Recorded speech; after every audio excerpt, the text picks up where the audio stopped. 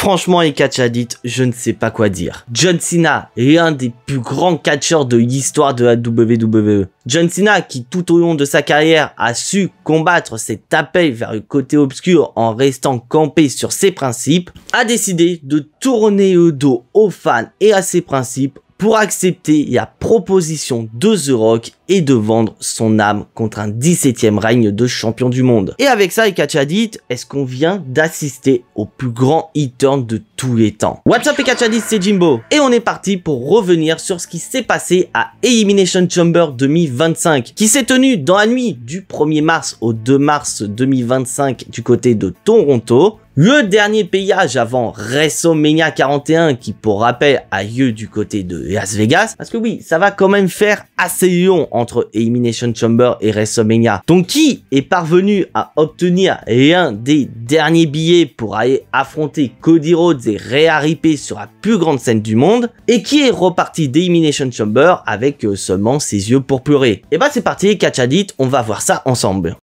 Et comme on s'y attendait, parce que maintenant avec Triple H on a plus ou moins l'idée dans lequel il va organiser ses matchs, on va démarrer avec l'un des matchs les plus importants du show, à savoir l'Elimination Chamber match féminin. Et je vais être honnête avec vous les catch addicts, j'ai aimé le match, mais j'ai pas du tout aimé la finalité. Car spoiler alert, tes catch addicts, c'est bien Bianca Belair qui a remporté cet Elimination Chamber match 2025 et a donc gagné l'opportunité d'aller affronter Rhea Ripley à WrestleMania. Mais pour moi, c'est un énorme problème. Alors je dis pas que Bianca Belair, elle le mérite pas, bien au contraire, c'est une belle victoire pour elle, elle va pouvoir se relancer en solo. Et en plus, Bianca Belair, elle a écrit l'histoire. Bah oui, elle devient officiellement la première catcheuse de l'histoire à avoir remporté 2 Elimination Chamber match après avoir remporté celui de 2022. Mais bon, je vais me calmer un petit peu et je vais vous expliquer pourquoi cette victoire je la trouve bizarre pour Bianca Belair. Bon, déjà le match allait commencer avec une confrontation entre Liv Morgan et Naomi. Et avant même que le match commence, on va avoir la musique de Jade Cargill qui va retentir. Jade Cargill fait officiellement son retour à la WWE après avoir subi cette fameuse attaque il y a de ça quelques mois à SmackDown. Et un retour qui ne plaît pas à une certaine Liv Morgan. Bah oui, c'est normal, Liv Morgan est quand même accusée d'avoir attaqué Jade Cargill. Mais comme on s'y attendait, Liv Morgan, elle va pas se faire attaquer par Jade Cargill. Non, non, c'est Naomi qui va se faire attaquer par Jade Cargill sous les yeux d'une Bianca Belair qui ne peut absolument rien faire. Bah, c'est normal, Bianca Belair est enfermée dans sa cellule d'élimination, c'est normal qu'elle puisse pas intervenir. Et Jade Cargill ne va pas seulement s'en prendre à Naomi, elle va littéralement la détruire. Tellement elle a été détruite par Jade Cargill que Naomi est contrainte d'abandonner le match. Putain, le match, il a même pas commencé officiellement et on a déjà une éliminée. Et c'est là où j'ai trouvé ça bizarre de donner la victoire à Bianca Belair. Car Bianca Belair va être la première catcheuse à sortir de sa cellule d'élimination et dès le début, elle va se préoccuper de Naomi et non du match. Limite, Bianca Belair est sur le point de quitter l'Elimination Chamber pour s'occuper de Naomi. Sauf qu'au final, elle aura pas le temps puisqu'elle va se faire attaquer par Liv Morgan. Et après ça, bah, le match il va continuer normalement. Toutes les catcheuses vont rentrer les unes après les autres et il faudra attendre que toutes les catcheuses soient présentes pour voir Bayley se faire éliminer, pas par Roxanne Perez avec qui elle est en rivalité, mais bien par Liv Morgan. Putain, mais pourquoi vous l'avez pas fait éliminer par Roxanne Perez? Ça aurait alimenté leur rivalité entre les deux. Et en parlant de Roxanne Perez, elle va se faire éliminer par Alexa Bliss. Bon, c'est bien Roxanne Perez,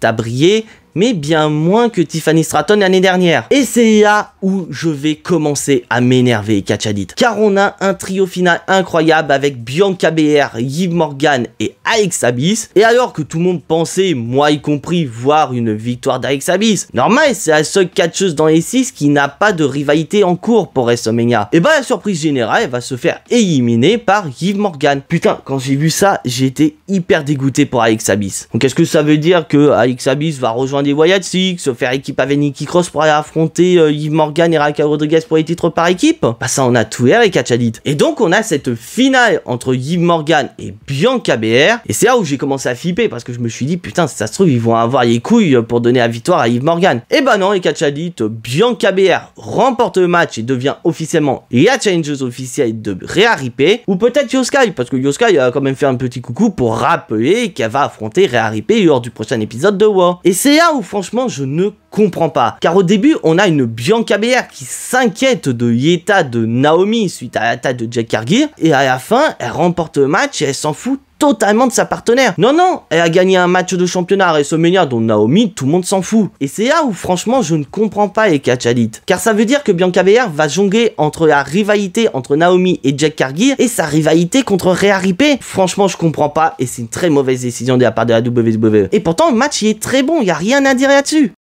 Bon, et Eka Chalit, on va se calmer un petit peu avec un match qui, clairement, tout le monde s'en fout. Tiffany Stratton et Trish Stratus contre Nia Jax et Candice LeRae. Bon, je vais aller directement dans les résultats parce que entre nous, il y a rien de surprenant. Victoire de Tiffany Stratton et de Trish Stratus. Parce que oui, Trish Stratus, faut pas oublier qu'elle est chez elle et ça fait plaisir au public canadien d'y avoir. Ah oui, c'est vrai, j'ai oublié de vous dire, Eka Chalit, mais avant que le show commence, on a eu droit à hymne américain puis hymne canadien. Et bah, durant hymne américain, le public de Toronto a littéralement sifflé. Bon, après, ça m'étonne pas, parce qu'il y a quand même un petit conflit entre le Canada et les États-Unis en ce moment. Mais putain, de voir que la politique est en train de prendre de l'ampleur n'importe où, même dans le catch, c'est vrai que ça fait bizarre. Bon, on va quand même revenir au match, Eka Chalit. Et donc oui, c'est pas vraiment surprenant de voir Tiffany Stratton et Trish Stratus remporter le match. Parce que oui, je rappelle quand même que dans les 4 catcheuses qui ont combattu, il y en a quand même une qui a une affiche à WrestleMania contre Charlotte Flair. Donc il faut mettre Tiffany Stratton en avant. Donc c'est entièrement logique de lui donner la victoire aux côtés de Trish Stratus, mais c'est encore plus logique de lui donner tombée finale sur Nia Jax. Voilà, une victoire qui fait plaisir à tout le monde et on est assez curieux de voir comment Tiffany Stratton va être construite dans la route de WrestleMania contre Charlotte Flair.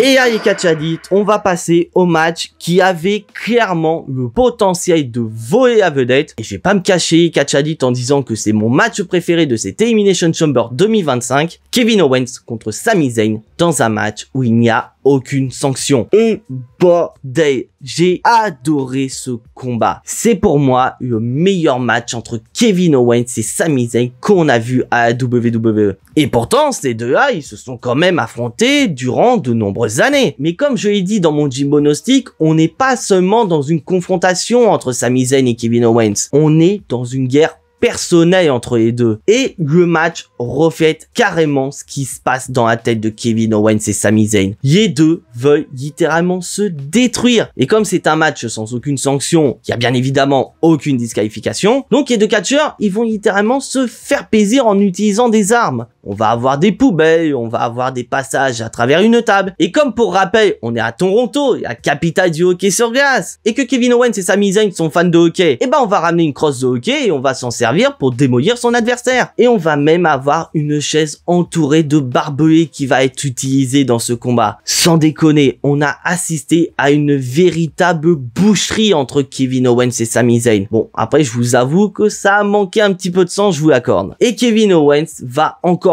plus basculer dans la folie en nous faisant quelque chose qu'il a déjà fait à Sami Zayn il y a de ça 10 ans. Il va porter plusieurs powerbombs aux abords du ring, ce qui va littéralement démolir le dos de Sami Zayn. Et avec tout ça, Kevin Owens va remporter la confrontation contre son ancien meilleur ami. Bon, d'un côté, ça me surprend absolument pas que Kevin Owens remporte le match. Pour moi, Kevin Owens avait absolument besoin d'une victoire pour se relancer avec ce qu'il a fait contre Cody Rhodes. Et comme je m'y attendais, Kevin Owens, il en avait loin d'en avoir fini avec Sami Zayn. Alors qu'il s'apprêtait à repartir en backstage victorieux contre son ancien meilleur ami, Kevin Owens n'en a pas fini avec ce dernier et va vouloir commettre l'irréparable. Il va vouloir porter son package pile driver à l'extérieur du ring sans aucune protection. Et là d'un coup, Eka Chalit, musique de Randy Orton qui fait officiellement son retour, ce qui fait plaisir au public de Toronto. Mais un retour qui fait pas du tout plaisir à Kevin Owens. Parce que oui, il faut pas oublier que Kevin Owens a quand même éloigné Randy Orton il y a de ça quelques mois à SmackDown en lui portant ce même package pile driver. Et bah Randy Orton, il a envie de jouer le jeu de Kevin Owens. Car il va vouloir lui aussi basculer dans la folie en redevenant le prédateur ultime qui était. Rappelez-vous, le Randy Orton de 2009, c'était juste une masterclass. Il va vouloir porter son putt kick pour détruire Kevin Owens. Et c'est là où la sécurité a enfin décidé de faire son boulot et arrêter Randy Orton avant qu'il commette l'irréparable. Ah oui, c'est vrai, je vous l'ai pas dit, mais il va y avoir des membres de la sécurité qui va arriver pendant le match entre Kevin Owens et Sami Zayn et les mecs ils vont rester bras croisés, ils vont rien faire du tout. Mais par contre, quand Randy Orton il est sur point de faire une dinguerie, on intervient. Et bah Randy Orton il apprécie pas et va porter des RKO à chaque membre de la sécurité. Donc c'est donc officiel, Eka Chalit, Randy Orton fait officiellement son retour à la WWE et semble se diriger vers WrestleMania dans une affiche incroyable contre Kevin Owens.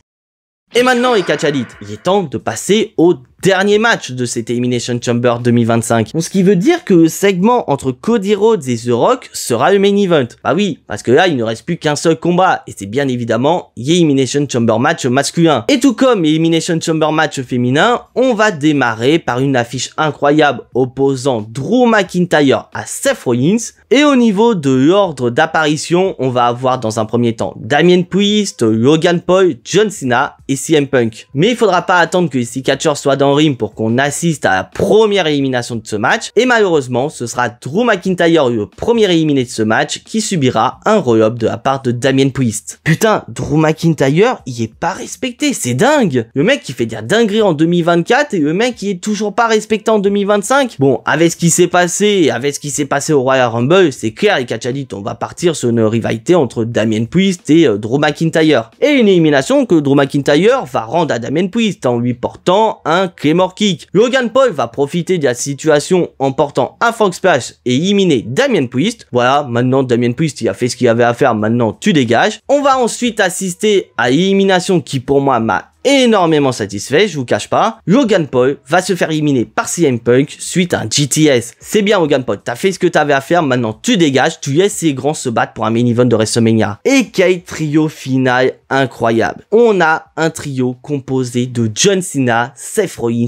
et CM Punk. Et malheureusement, ce sera pas Seth Rollins le grand gagnant de ce match. Le mec qui va subir le combo GTS, Attitude Adjustment et tomber de CM Punk et se faire éliminer. Donc on a une finale d'anthologie entre CM Punk et John Cena. Putain, les deux méritent tellement d'aller à WrestleMania. Bon, plus CM Punk, je vous l'accorde. Et alors que John Cena s'apprêtait à porter son GTS et CM Punk fait tout son possible pour pas se faire attraper, Seth Rollins va en profiter pour porter son Curse Stomp sur CM Punk et John Cena va profiter de la situation pour porter son STF sur Best in the World. CM Punk ne résistera pas et va faire dodo. Et grâce à ça, John Cena remporte son 4e Elimination Chamber match de sa carrière et obtient par la même occasion un match de championnat contre Cody Rhodes. Bon, en soi, c'est pas vraiment surprenant que John Cena remporte cet Elimination Chamber match. C'était clairement le favori de ce match. Et puis surtout, c'est sa tournée d'adieu. Donc Elimination Chamber,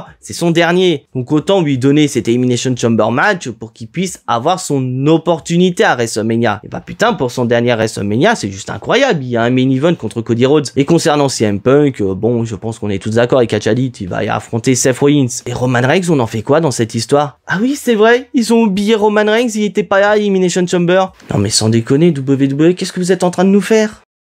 Et John Cena n'aura même pas le temps de célébrer sa victoire puisque le champion undisputed Cody Rhodes va le rejoindre et le féliciter pour sa victoire avant que le Final Boss The Rock accompagné de Travis Scott fasse son apparition. Ah oui, parce que maintenant c'est l'heure. Est-ce que Cody Rhodes va accepter la proposition de The Rock et vendre son âme à ce dernier? The Rock va rappeler à Cody Rhodes que si ce dernier accepte la proposition, il aura tout ce qu'il veut, mais en revanche, s'il refuse sa proposition, ce sera un véritable cauchemar pour lui. Et bordel, j'ai adoré ce qui s'est passé après. Car Cody Rhodes va regarder The Rock droit dans les yeux et lui dire que son âme est déjà vendue, pas à The Rock, mais bien au public, et que sa proposition, The Rock, peut se la mettre où je pense. Bordel, le public de Toronto était chaud comme la braise. Et tout ça, ça a eu lieu sous le regard d'un John Cena qui était complètement mort de rire en voyant Cody Rhodes refuser la proposition de The Rock. Après ça, John Cena va serrer la main de Cody Rhodes, lui faire un câlin, et c'est là où on a assisté à la plus grosse dinguerie de l'histoire de la WWE. Car en regardant The Rock, le visage de John Cena a littéralement changé. Et dans un moment que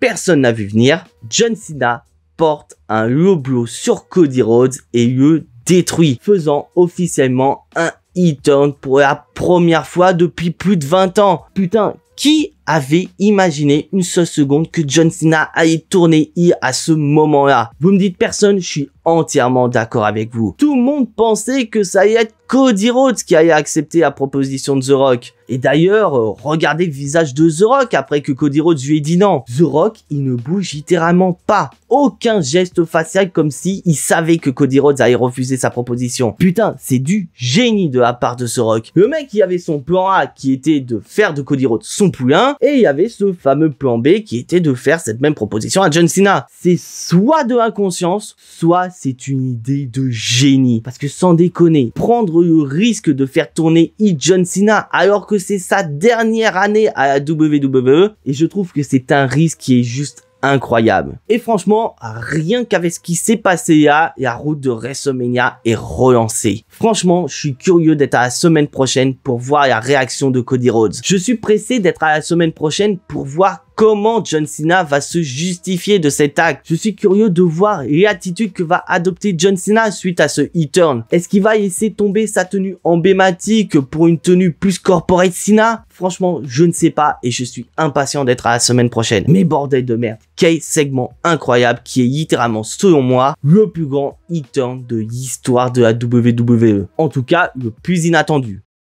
Alors, qu'est-ce que je pense des Elimination Chamber 2025? Eh ben, je vous cache pas, Catchalit, que j'ai adoré ce PLE. Enfin, seul point négatif, c'est mon avis personnel, c'est la victoire de Bianca Belair. Mais dans l'ensemble, on a eu des très bons combats. On a eu 2 excellents Elimination Chamber matchs, dont le masculin qui, selon moi, peut figurer facilement dans le top 3 des meilleurs Elimination Chamber matchs de l'histoire de la WWE. Mais ce que les fans vont retenir de cet Elimination Chamber 2025, c'est bien évidemment le e-turn de John Cena.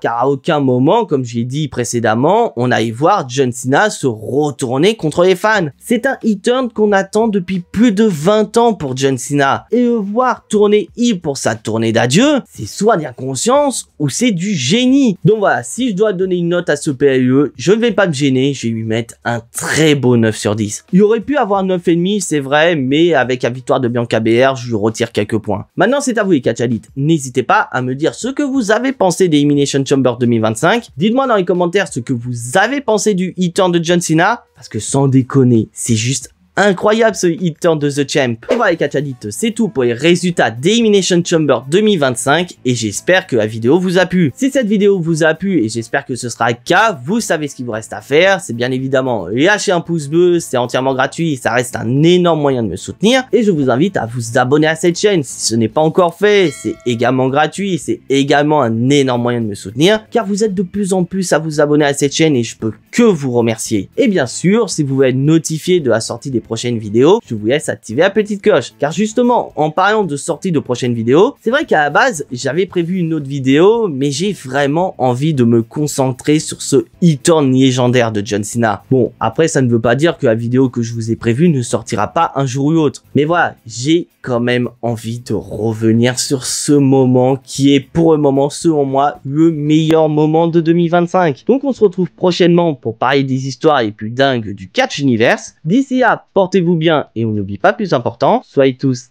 très fiers d'être des Catchalites. C'était Jimbo et à la prochaine.